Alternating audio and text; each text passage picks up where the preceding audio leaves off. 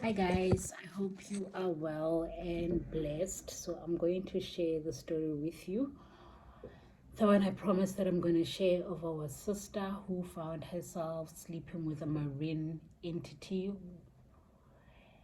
where else she thought she was sleeping with a successful businessman here in South Africa, a very powerful one. And before I continue, guys, please do not forget to like, share, and subscribe, as it will help a lot of other people and raise awareness. This could go to your daughters that are in universities, your sisters, your cousins that are in universities, a woman that are trying to make ends meet in general. So this is a very helpful story. So this is from a lady who inboxed me on TikTok, and I gave her my WhatsApp number, and I asked for permission first if I can share the story in a public platform, as I believe that this story will help other people. She agreed and said as long as I do not disclose who she is, because from what I can tell that this man is very powerful. I know I promised the story, so I had that I'm going to post the story yesterday, but I had to figure out a way on how I'm going to because I didn't want to find myself adding anything. I didn't want to find myself adding anything in the story. I don't want to find myself adding anything in the story. So I decided to write it down instead, so that I post it as it is without adding or removing anything. So she first said, "Hi Sissy, I saw you've been posting about God, and I need your help." So then I asked her, "How can I help?" And she said, "I'm going to narrate the story now. Last year, October, I met a very influential man, very powerful. He didn't speak to me in public, but I was approached by one of his bodyguards at an event we both attended. I was actually shocked as to how he saw me, as the event had more than 500 people attending. Anyway, the bodyguard invited me to a private room where this man was seated. I must admit I was shocked and uncomfortable at first, being in the same space as him, right? So this tells us that, this must be a very, very influential person, realizing that this person, he's a very big person, and now I'm in the same space as him. Anyway, he complimented me about my looks and told me to leave my number with the bodyguard, of which I did. The guy is moneyed, owns a lot of companies in SA. The bodyguard called me the next day, right, asking for my banking details. Right, the next day, he wants to impress already. I didn't even ask why. I sent him via WhatsApp, so he's sending the banking details to the bodyguard, not to the guy, right? Then I got my first 100,000 just the next day. I was so shocked and asked what is the money for when I called the bodyguard back. The bodyguard said, Mr., so we're not going to mention his name, said I should spoil myself and not hold back, because there is plenty more where that came from. So the 100,000 was obviously nothing, so you can imagine how wealthy this man is. Anyway, I never heard from the guy until 2 weeks later, when he asked to meet. Take note, the phone call comes from his bodyguard. So the guy does not want to have any connection, he would always have his bodyguard call her and everything. And the pickup location was somewhere in Johannesburg. And with a private jet, I was taken to Mauritius right then and then. 2 weeks later, she's off to Mauritius.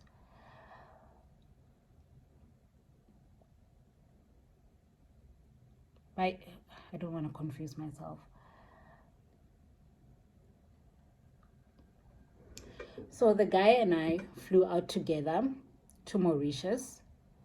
He was not much of a talker. When we got to Mauritius, I got an additional 250,000 rand. Plus an outing with the bodyguard, not with the guy. So the guy does not want to be seen with our lady friend in a public platform. So I went on a shopping spree with the bodyguard. And when I got back, he told me that this is his beach home at Mauritius. Or it's actually one of his many homes in Mauritius. So guys, now you can start seeing how wealthy this guy is. Maybe some of you would already know who we're talking about here. Or you can even guess, because there's a lot of wealthy people here in South Africa. But for me, I finally told her that you need to tell us, because we got a pastor who is currently praying with her. So she did tell us who this person is.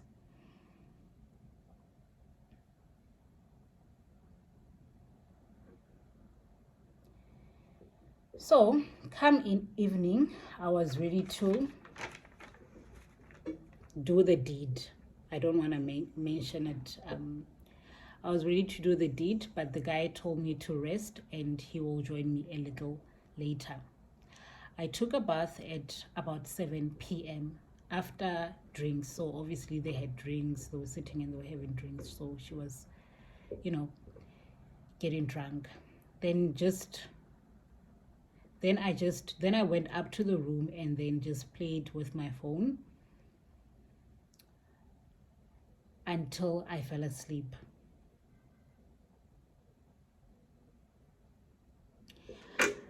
I have to mention that I was just happy. For the money and nothing more, as the guy is quite an old man. He could be in his late 50s or early 60s. So that's how old the guy is. And our sister, by the way, she's 24 years old. So I finally dozed off when he came in. When he came in, he didn't even switch on the light. He came to bed and he felt it. He was very cold. And I assumed that it's because he was coming from outside. Sissy, I promise you, it was the most painful deed I've ever had in my life.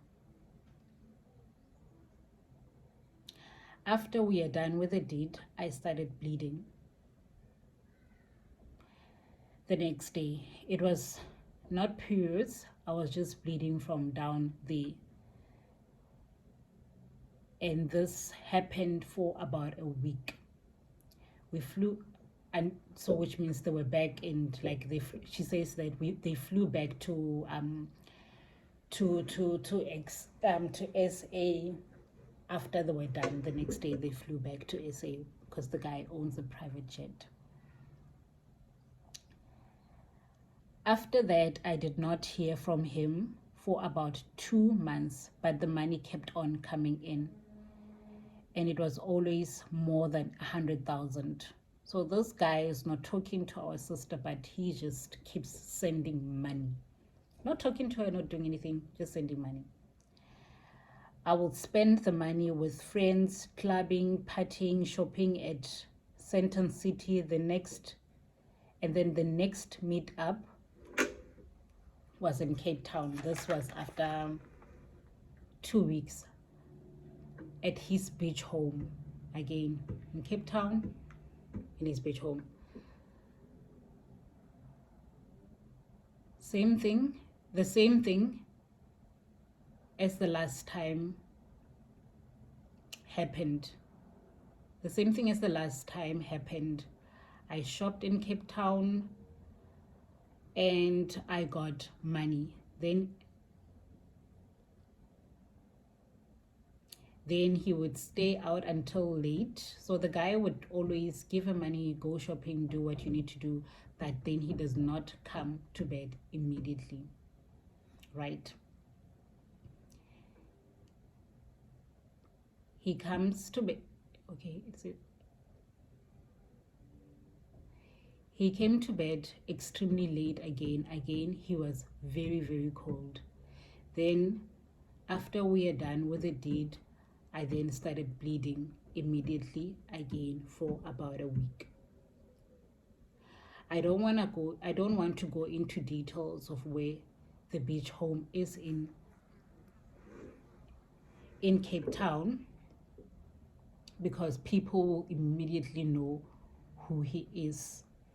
And once they know who he is, then I fear that I might be in danger, right? So, this fly. So apparently in Cape Town, a lot of other people know that home is his. So that's why she does not want to mention exactly where the home is in Cape Town.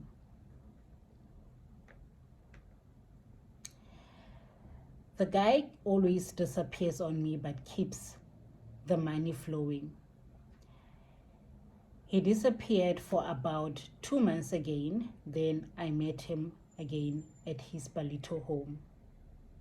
Okay, I shouldn't have mentioned that, but anyway, at his Palito home, this is where it all got strange. Same routine, but this time I didn't fall asleep. The house has a balcony, so I went to sit there instead and wait for him. What I saw shocked me. I saw him standing at the beachfront with two other guys. The bodyguards were at a distance. Then I saw what looked like a man who was half man and half snake floating. So apparently this thing was not, it was just floating.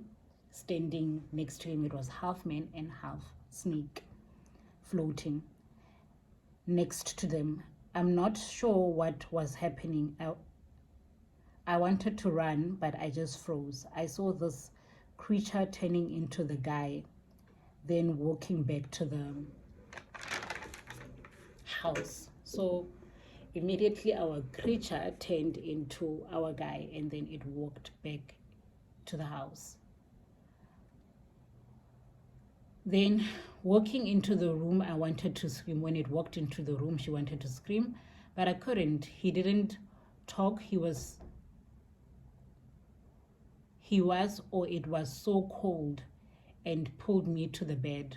So it didn't say anything. It just got her from the balcony and then pulled her to the bed. Then he did the deed, or it did the deed, because it was not a human. Then left as always, because after he's done, he does not sleep with her in the room.